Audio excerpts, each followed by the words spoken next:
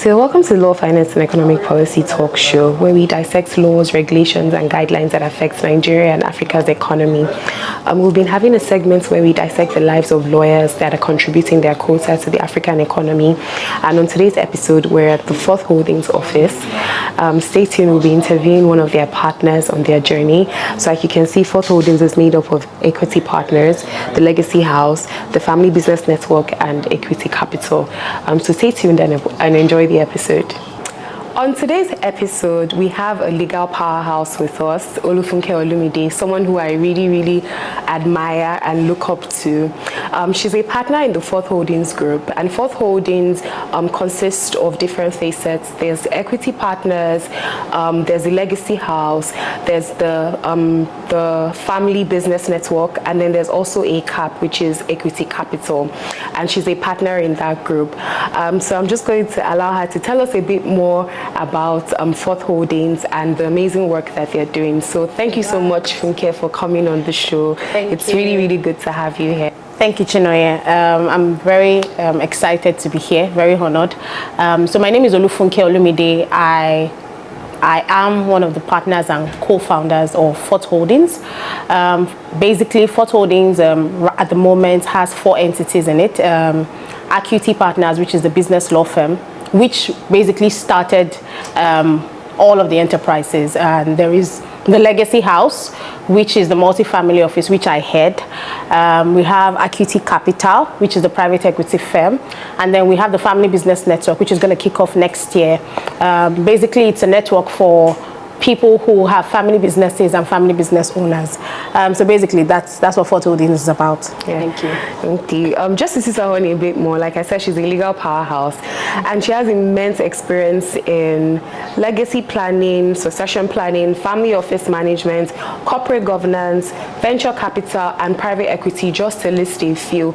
So I just need to backtrack a bit and do a bit of a deep dive into who you are, and what was the journey coming here? Like you're here now, but what was the journey, arriving at the decision to study and even practice law? Yeah. So it's a funny story. I started out on this law journey at the age of 12. So I visited one of my aunts in the UK, and I liked her reasoning. And for me, it was just a 12-year-old. I was in GS2. I just finished GS2, and I liked her reasoning. And so I discovered that, okay, so she's a judge. So for me to be a judge, I have to be a lawyer first. Yeah. And then I said, okay, so if I want to be like her, I would then study what she studied, which is law. And so I didn't put much thought into what law entailed. In fact, at some point in my law journey in law school, in university, I was tired. I was like, I did not count the cost. But yes, I did land in law. Okay, so it's amazing how that worked. So did you consider being a judge like later on, or yes. So how did that so that has fizzled out, definitely. Yes, I considered being a judge. I mean, because I wanted to really be like her. Yeah. So yes, I considered being a judge, but of course when I got called to the bar and I started the legal practice, I was like, no, not it is definitely not for me. Okay, so just beyond that, so starting your legal practice, you started in a law firm. Yeah. You did that for a couple of years, and then you branched out to, start your own thing with Acuity Partners and now Fourth Holdings. So how were you able to make that transition? It's not a transition that many are courageous enough to do. When did you know that it was time? Mm-hmm. And was it something that was brewing, or you got up one day and you had that light bulb moment and I need to do this? What was that? The thought process. Yes, so my career journey has been an interesting one. So I started out in a law firm. I did about 5.5 years there. I thoroughly enjoyed my stay there. But then at some point I felt like I wanted more. And at that time, my husband had started a law firm, which of course, being a lawyer as well, I was also interested in running it with him. But then I also wanted another experience. I didn't want to sort of regurgitate what I had been experiencing for 5 years back into our law firm. So I said, okay, let me experience another law firm. And then I went to another law firm, and I didn't stay there for long. And, I left after 11 months and then went to our practice. So for me, there were different factors that made me make that move. And as much as I moved from law firm to law firm to law firm, the nature of my work was changing with each law firm. And in the law firm Acuity Partners, which I'm a co-founder in, the nature of work I do is not entirely law. So I also handle like the operational bit of the firm, the administrative bit, and that was something that I was excited about, business development and all of that. And so I didn't think that I was getting that in the typical law firm, because of course they employed me to do transactions, they employed me to do legal work, and even though I would put my head in their BD team and want to support them, it wasn't my core work, and I couldn't really deliver what I enjoyed. So for me, it was a balance of passion, and there's also the money bit, so I had to count my cost before I made that call. But yes, I did make that call in 2020 during COVID to join my husband in his practice, and it has been one of the best decisions. Oh, that's very good to hear. So just tying into what you said, it's different when you're in a law firm, you're just working on transactions. Now you are working on transactions and leading those transactions, but you also have to think about practice development, what practice areas are we focusing on, what sorts of clients, bringing in briefs, operational. So how do you balance that as a lawyer? Because sometimes lawyers can be very one-dimensional and just focus, but we sometimes tend to lose that business bit. So how are you able to balance, now being a business owner and thinking about paying the bills, progressing the business, and also still, keeping abreast with the legal side or, the advisory side of things? Yeah. So I would say that God prepared me for this role, because I did get a feel of the things I'm doing now from my two past experiences.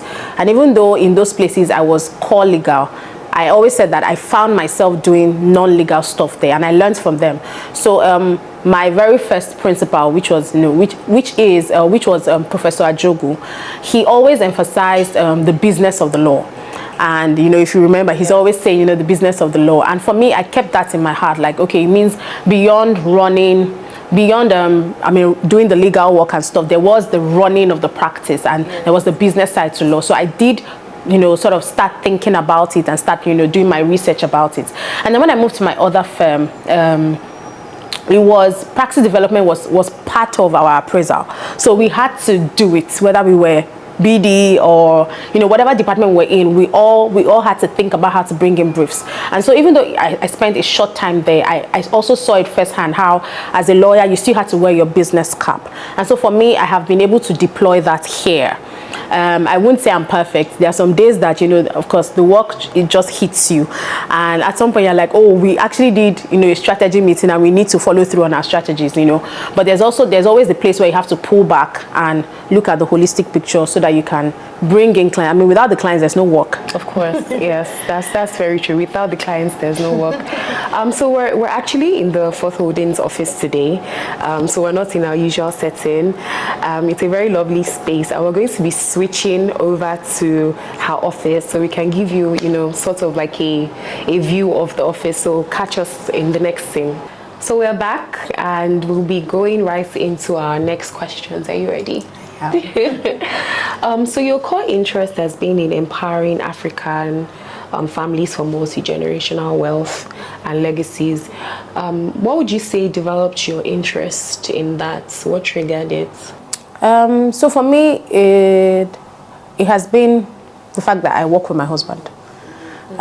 So we have multiple businesses together, and at the point where we really drill down to start running these businesses as a family, for me, I couldn't really find too many Nigerian or African families in the second or third generation that I could say, okay, this is how, the business or the family wealth has moved, across different generations. Many of the ones that, are existing now are sort of in their first generation or second generation. We haven't really seen ones that have gone over 100 years, as we have, with Ford and all those other, American and German businesses. So for me, it was that drive to say, oh, we can do it in Africa as well, where we actually have multi-generational wealth, where we can refer to Chinonye the fifth and say, oh, Chinonye the first, started this business or started this family wealth and has passed it successfully. So that has been the drive for it. Okay.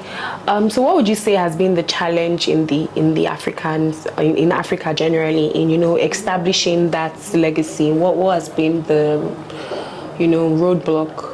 So for Africans, I feel, we have this, there are different factors that come to play with Africans. We are religious people. Many times when people hear legacy, what comes to mind is death, or what comes to mind is a will. And they're not really thinking holistically, but it's beyond all of that. It's basically, legacy consists of everything: your wealth, your values. That value bit is something that, we don't really do here. We think that we pass down values, but sometimes we actually don't, because we even send our kids abroad and then everything is just mixed up.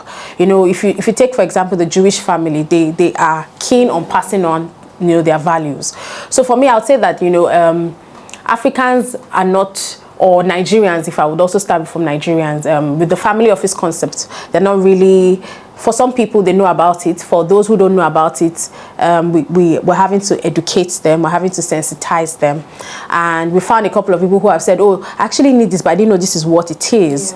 Some people say, oh, it's just my money. And then we let them know that it's beyond your money, it's so many other things. It's really just to manage your life and ensure that, you are focused on your goals, while we will ensure that everything that enables you have holistic success we give to you. So that has been. Okay.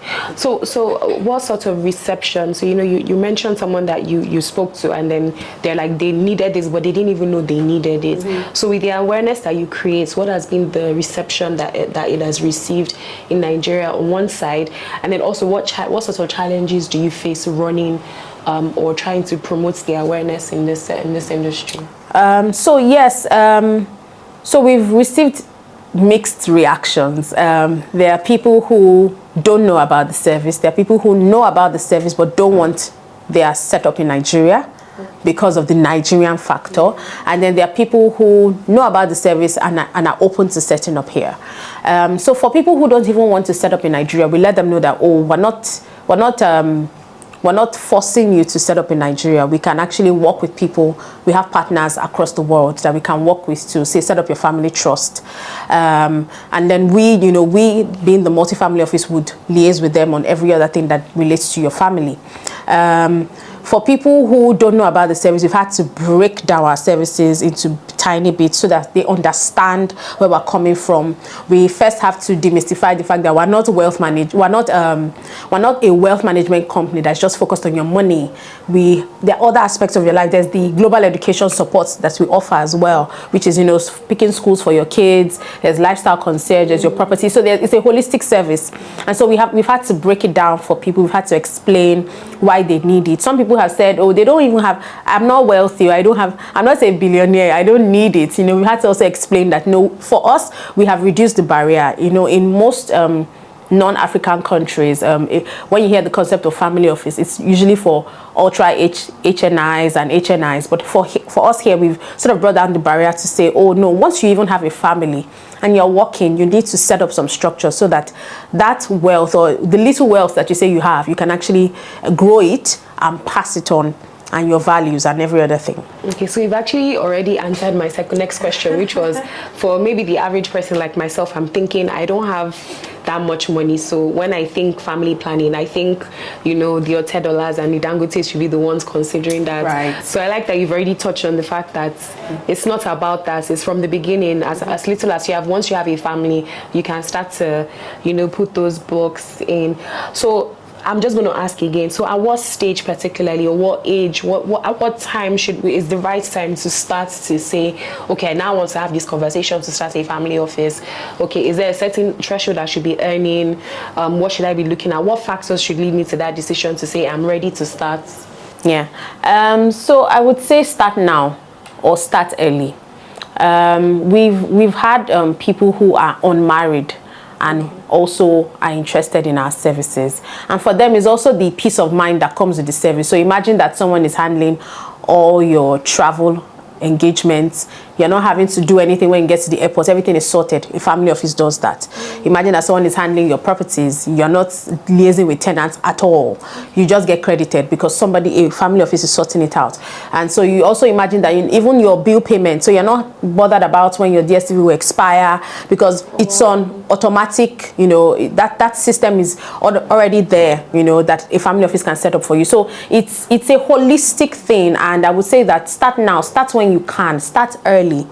That way you sort of put your life in on like an auto run where you're not worried about the little things. Those little things sometimes are the things that stress people out. When you're thinking about, oh, diesel has finished, stuff like that are things that a family office sorts out for you. Okay. Well, this has actually been very, very interesting. I think that I thought I knew, what it entails when you say family office, but it's even deeper than that. Essentially, I like what you said, which is putting your life on autopilot and, removing the stress of those little things that we bother on a day-to-day, so you can actually focus on the bigger goal. So I think that's actually like really wise words. So we're going to go a bit, we've spoken a lot about business and we can see the passion in how you've expressed it. So just going to go a bit more personal. So it's, you do this great work, you're a wife, you're a mom, you're also in church as well, you sing, you do different things. How do you balance the multiple businesses that you run with being a mother and a mom in an African setting, and also in terms of like your religious beliefs as well? How are you able to balance it and be that successful woman that you are and that you're also aiming to be? So for me, the one word is support, or if I use two words, support system. I would say that I have a fantastic support system, and my number one support is God. God has given me strength in ways that I cannot even explain. Many times I don't even think I have the strength, but I do see that the strength comes out, whether it's mental strength that I need on a particular day or physical strength. God has been a very strong support for me, and he is a strong support for me. My second major support person is my husband. He's amazing. We run a couple of businesses together, and we get to be asked by people that, how are you running a business with your husband? How are you running multiple businesses with your husband? And are you guys not choking yourselves out and all of that? But God has been amazing. So, and he's also an amazing person.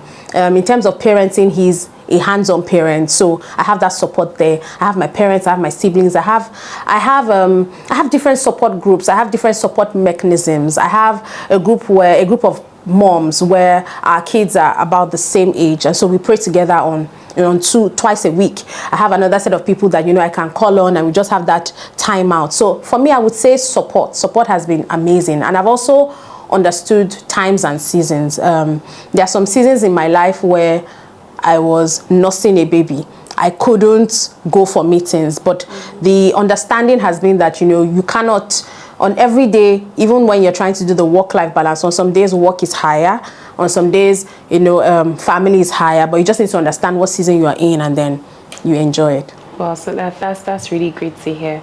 I'm taking notes. So what are your hobbies? Besides running multiple successful businesses, what do you like to do? I think it is. Well, you mentioned it earlier. I love to sing. I love music. I've been singing since I was 8. She's amazing. I love to sing.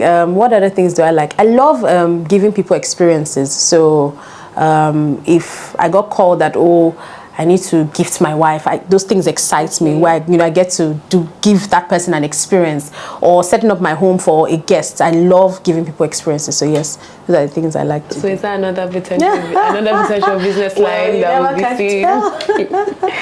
Okay. So what does a typical day in your life look like? Well, a typical day. So let me pick. I'll pick 2 different types of days. So I'll pick a Monday where I work from home on Mondays. So I get up early. Early would be sometimes between 4 and 5 or 5. And I could sometimes start with prayer, depending on when I get up, and then get my kids ready for school. After which I then continue with my prayers or my quiet time, get ready for work, go to work. If it's a Monday, I set up at home. I have my workstation at home where I work. walk a couple of hours, take my green tea, Fit Farm, take my green tea, have either breakfast, brunch, or lunch, somewhere in the middle, have a meal, and then, so I recently started playing tennis. So yes, I would go to play tennis or go to the gym sometime in the evening. And then when my kids are back from school, we go through the whole, how was your day, go through homework. From there, I sort of slow down. I may still have my laptop running, but I sort of slow down on work so that I attend to them, just be around for them. I mean, there are some days where work takes me away. So as I'm doing the homework, I'm also working on my laptop. But yeah, I also try to just slow down in the evenings and get them ready for bed. And so when they go to bed, I then have like a walk. I go on a walk with my husband almost every day. Wow. We just go around. That's our me time. That's our catch-up time. Okay. As much as we work together, we're not in the same office, so to speak. I mean, we're in the same building, but we try to give ourselves that space. So in the evening, we do our catch-up, after which I then come back and then we sort of just tone down for the night. Sometimes if it's a weekend, you can watch a movie. If not, and then the days that I go to work, we go to work, come back, and the whole routine is still about the same thing. Okay, and then what about like a weekend? Well, the work. I do try not to turn on my laptop on weekends. I may be working on my phone though, because I found my phone to be a beautiful substitute. I can edit emails and do everything. But on a Saturday for me, I wake up early as well because I need to be in church for rehearsal by 8, and I'm there till about 12 or 1. Come back, have a meal. Many times I watch a movie or I just lounge for a long time. Of course, do homework as well, because that's the day we do homework. If my daughter needs to wash her hair, I mean, just do all those mommy stuff. And then in the evening, many times on Saturdays, I'm chilled. If I think that I have like a work thing, I may try to do it, but I really try not to turn on my laptops. Sunday as well, go to church, come back. There's this Sunday sleep that's just amazing that you want to have. I try to have the Sunday sleep if my kids allow, or watch a movie as well. I think that sometimes I can watch a movie 10 times and it's not really that I'm watching it. I just want to rest my brain. So I do that on weekends. And then okay, I think that's we won't take much more of your time. We just have a few more questions to go. So what would you say, being a woman just doing business generally is already difficult, because like you said, there's the mom factor, there's the many other societal factors. So what would you say that are the challenges you face, if any, being a woman in the legal profession, and also running your businesses, and how would you say that you overcome, or anyone else can overcome, these challenges? This question. So for me, being a woman comes with its peculiarities. I won't really, we could call them challenges, but it comes with its peculiarities. And I found that in different organizations, there are different coping mechanisms that you may need to adopt as a woman. So I've worked in 2 places and it was different things for me. I would say that, as someone who was doing a 9-to-5 at some point in my life, I may not have been able to give as much attention that I'm giving to my kids now as if I was doing a 9-to-5 now. And I think it's also because of how maybe law firms are set up. There's this notion of, if you're going to be a corporate commercial lawyer, you're going to succeed, you have to grind, and you have to do the grit, and you have to work late hours. There was a time I was actually getting home at about 10 p.m. or 11 p.m. and I wasn't really seeing my daughter. And those sort of things were messing with my head, because I must live a balance, there was work-life balance, work-life integration kind of person. And those were, I would say, they were challenges for me. And I think that they are challenges for a number of young moms, if I'll put it that way. But what has been a coping mechanism, or what has been a solution for me, was to understand my seasons, as I mentioned earlier. First, we also need to be gracious and graceful to ourselves, because sometimes we beat ourselves hard too much, and it may never be the society, it may never be the profession that is against us. It may be us, because we've given ourselves so many standards of how, or even though I just had a baby 2 months ago, I must come back to work. Nobody really says that in 3 months you should come back. Even if the organization says that, there are ways to request for more, even if it means getting a pay cut, just for you to have that time where you actually enjoy that season as a new mom. You're the one that can feed your child, you know, breastfeed your child and stuff. So yes, I've understood that there are seasons, and in different seasons, some things are priority. In another season, it can be another thing that will be a priority, but we need to be gracious to ourselves, and we also need our bosses and HR and different organizations to be gracious to women, because we are peculiar. We are the ones that can be pregnant. We are the ones that can nurse a child at those early stages, you know. I mean, there's also formula and stuff, but we're the ones that have those responsibilities. And I think, you know, if we factor these things into our HR policies, it will be really helpful for women. It will be really helpful for young moms, especially, because first we're figuring out our lives, and then, you know, we're figuring out career, and then some of us are, you know, some people are struggling because they want to come back to work because they don't want to lose out. They don't want to be behind their male counterparts who have been promoted twice because they have gone to have two babies. You know, we need these organizations to understand these things, you know, and sort of set up policies where you're not behind. There's the thing that COVID brought, which is that hybrid work style and flexibility. And I think that moms should be given that that grace to work from home. We can actually, we are great at multitasking. Exactly. So, I mean, you're breastfeeding your child and you can actually be in front of your laptop and doing your stuff. Yes. So, but you can't do that at work. So it's almost like you're missing out on one thing when you can actually do both. We can do both, you know, if we're giving that extra grace and freedom and flexibility. So I would say that, I mean, these are some of the things that we grapple with in not just even the legal profession, but as in the business space, in the business world, that women have to go through. But if we enjoy these graces, we will succeed. I really like the part about being easy on yourself. So I do agree that many times we put the pressure on ourselves. So understanding the times and seasons. And yes, you know, bosses and HR professionals out there, you've heard the plea. So just as we're rounding up, I have a question that I just thought about. Please tell us how you keep fit. You know, as a mom of two, you're always looking amazing. So how do you keep fit? You and your husband, actually, how do you guys keep fit as a family? To be honest, before this year, I was running away from the gym. I have always run away from the gym. I went to the gym for the first time this year in, I think, May. That was my first time in a gym. But I mean, I would say that, I mean, when I was pregnant with my first child, I was squatting. I would do stuff like squats. I take long walks and all of that. So I'm not really a sugar person. So I think that helps, because I would typically not open a bottle of Coke or Fanta or take a fizzy drink. So I think that helped. I also gave myself grace after having babies, not to rush. I didn't rush to lose the weight. I allowed time pass and stuff. I'm also signed up in a gym. I now play tennis. So just being active, watching what I eat. I'm a green tea lover. And so just those things, portion control. So, I mean, there are so many things on the internet, but these are some of the things that I practice. Yeah. Okay, thank you. So I'm coming to the difficult question.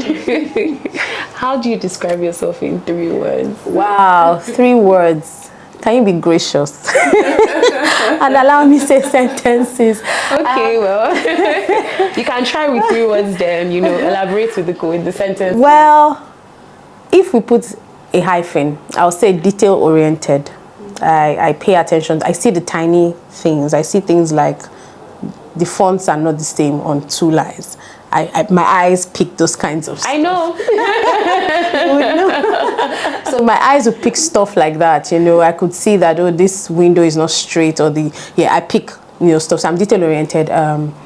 Another word would be, I think I'm straightforward.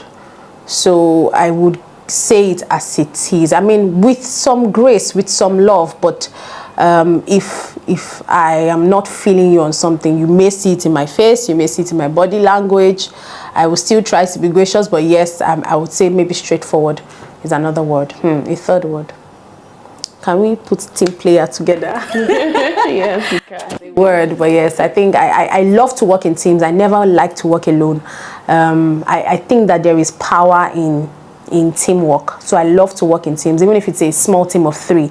But I like that I can bounce my ideas off 2 other people and come up with something better. Yes, thank you. I agree with those from experience. So what does success mean to you on a final note? I mean, I see you and I look at someone who is actually very successful. But you know, when you think about what you want or your goals and your ambitions, what does success look like to you? You know, I hear people answer this question, and I've been telling myself to maybe rehearse my answer or or find my answer, but let me try to say what success means to me. So success to me would be on different levels. So on the family side, or no, let's start with God. On the God side, because I do ministry, which would be in the worship ministry, would be just being able to leave people with an experience of God every time that I lead worship, or every time I even hold the microphone to even be a backup vocalist. Just be that conduit, be that vessel that when people come in contact with me, they actually experience God. On the family side, it would be so many things, but maybe I can cap it on just seeing my family thrive in their purpose. My husband, my daughter, and my son, just seeing them thrive. I am a very family-oriented person, and just being in that happy space, having a happy home with my kids and my husband thriving gives me so much joy. I would regard that as success. And then on the business side, eventually Fort Holdings is going to be a multinational. So just seeing us move into so many countries and really seeing us empower African families for multi-generational wealth, as I've mentioned, and legacies would be success to me. That's very wholesome. So that that brings us to the end. It's been a very, I don't know what word to use, but I've really enjoyed this episode. You know, being in the Fort Holdings office, it's a lovely space, and then catching up with, you know, my favorite person. So thank you very much for coming on the show. We hope you enjoyed. We'll leave all the details of, you know, Acuity Partners and Fort Holdings so that you can also engage with their content and reach out with them if you need to. Thank you very much, and we'll see you on the next episode. Yeah, thank you.